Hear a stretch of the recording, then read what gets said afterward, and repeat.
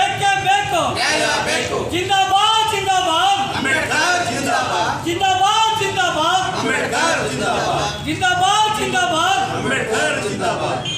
ಒಡಿಶಾದ ಬರ್ಗಢ್ ಜಿಲ್ಲೆಯಲ್ಲಿ ಅಂಬೇಡ್ಕರ್ ಜಯಂತಿ ಜಾಥಾದ ಮೇಲೆ ಬಜರಂಗ ದಳ ನಡೆಸಿದ ದಾಳಿಯ ವಿರುದ್ಧ ತಕ್ಷಣದ ಕ್ರಮಕ್ಕೆ ಸಿಪಿಐ ಮತ್ತು ಪ್ರಗತಿಪರ ಸಂಘಟನೆಗಳು ಒತ್ತಾಯಿಸಿ ತಾಲೂಕಿನ ಮಿನಿ ವಿಧಾನಸೌಧ ಮುಂಭಾಗದಲ್ಲಿ ಪ್ರತಿಭಟನೆ ನಡೆಸಿ ಬಜರಂಗ ದಳದ ವಿರುದ್ಧ ಘೋಷಣೆ ಕೂಗಿದರು. ಪ್ರತಿಭಟನೆಯನ್ನು ಉದ್ದೇಶಿಸಿ ಸಿಪಿಐ ಜಿಲ್ಲಾ ಕಾರ್ಯದರ್ಶಿ ಜೌಡಹಳ್ಳಿ ಜವರಯ್ಯ ಮಾತನಾಡಿ, ಏಪ್ರಿಲ್ 14ರಂದು ದೇಶಾದ್ಯಂತ ಮಹಾಮಾನವತಾವಾದಿ ಸಂವಿಧಾನ ಶಿಲ್ಪಿ ಬಾಬಾ ಸಾಹೇಬ್ ಅಂಬೇಡ್ಕರ್ ಅವರ 131ನೇ ಜಯಂತಿಯನ್ನು ಆಚರಿಸಿದ್ದಾರೆ.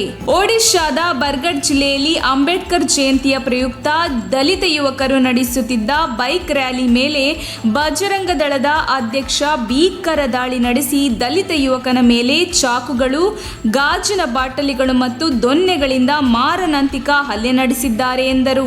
ನಂತರ ತಾಲೂಕು ಕಾರ್ಯದರ್ಶಿ ಹೆಗ್ಗಣೂರು ಪುಟ್ಟಮಾದು ಮಾತನಾಡಿ, ದಾಳಿಕೋರರು ಅಂಬೇಡ್ಕರ್ ಅವರ ಭಾವಚಿತ್ರಗಳಿರುವ ಬ್ಯಾನರ್ಗಳು, ಧ್ವಜಗಳನ್ನು ಹರಿದು ಹಾಕಿ ಅವುಗಳ ಮೇಲೆ ಮೂತ್ರ ವಿಸರ್ಜನೆ ಮಾಡಿದ್ದಾರೆ ಮತ್ತು ರ್ಯಾಲಿಗೆ ಉಪಯೋಗಿಸುತ್ತಿದ್ದ ಎಲ್ಲ ಫ್ಲೆಕ್ಸ್ಗಳಿಗೆ ಹಾನಿಯನ್ನುಂಟು ಮಾಡಿದ್ದಲ್ಲದೆ ಧ್ವಂಸ ಮಾಡಿದ್ದಾರೆ.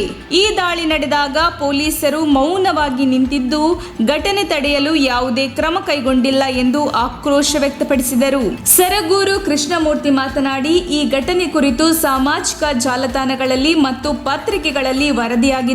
ವರದಿಗಳ ಪ್ರಕಾರ ಏಪ್ರಿಲ್ 13ರಂದು ಸಹ ಬಜರಂಗ ದಳದ ಅಧ್ಯಕ್ಷ ಅಂಬೇಡ್ಕರ್ ಜಯಂತಿ ರ್ಯಾಲಿಯ ಸಂಘಟಕರು ಪೊಲೀಸರನ್ನು ಸಂಪರ್ಕಿಸಿದ್ದರು. 14ರಂದು ಹನುಮ ಎಂದು ರ್ಯಾಲಿಗೆ ಬಜರಂಗ ದಳ ಕೂಡ ಯೋಜಿಸುತ್ತಿರುವುದರಿಂದ ಮೊದಲು ಅಂಬೇಡ್ಕರ್ ಜಯಂತಿ ರ್ಯಾಲಿ ನಡೆಯಲಿದ್ದು ನಂತರ ಬಜರಂಗ ದಳದ ರ್ಯಾಲಿ ನಡೆಯಲಿದೆ ಎಂದು ಪೊಲೀಸರು ಅವರಿಗೆ ತಿಳಿಸಿದ್ದಾರೆ. ಹಿಂಸಾಚಾರದ ಸಂಭಾವ್ಯತೆಯ ಬಗ್ಗೆ ಅರಿವಿದ್ದರೂ ಅಂಬೇಡ್ಕರ್ ಜಯಂತಿ ರ್ಯಾಲಿಯ ಮೇಲಿನ ದಾಳಿಯನ್ನು ತಡೆಯಲು ಪೊಲೀಸರು ಯಾವುದೇ ಕ್ರಮಗಳನ್ನು ತೆಗೆದುಕೊಳ್ಳುವಲ್ಲಿ ವಿಫಲರಾಗಿದ್ದಾರೆ ಎಂದರು.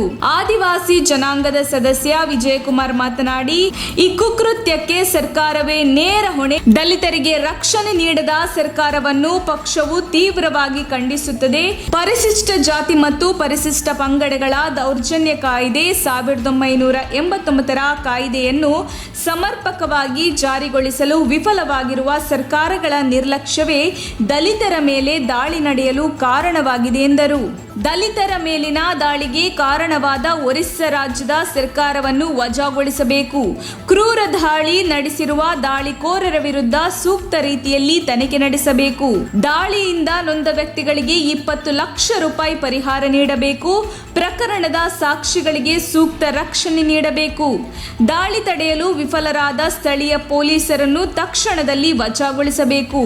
ಪರಿಶಿಷ್ಟ ಜಾತಿ ಮತ್ತು ಪರಿಶಿಷ್ಟ ಪಂಗಡಗಳ ದೌರ್ಜನ್ಯ ತಡೆ ಕಾಯ್ದೆ 1989 ಸಮರ್ಪಕವಾಗಿ ಜಾರಿಗೊಳಿಸಬೇಕು. ಈ ಮೇಲ್ಕಂಡ ಎಲ್ಲ ಹಕ್ಕೊತ್ತಾಯಗಳನ್ನು ತಕ್ಷಣವೇ ಈಡೇರಿಸದಿದ್ದರೆ ಮುಂದಿನ ದಿನಗಳಲ್ಲಿ ರಾಷ್ಟ್ರದ ರಾಜಧಾನಿಯಾದ ದೆಹಲಿಯಲ್ಲಿ ಬೃಹತ್ ಹೋರಾಟವನ್ನು ಹಮ್ಮಿಕೊಳ್ಳಬೇಕಾಗುತ್ತದೆ ಎಂದರು. ವರದಿ ಚಂದ್ರಹಾದನೂರು.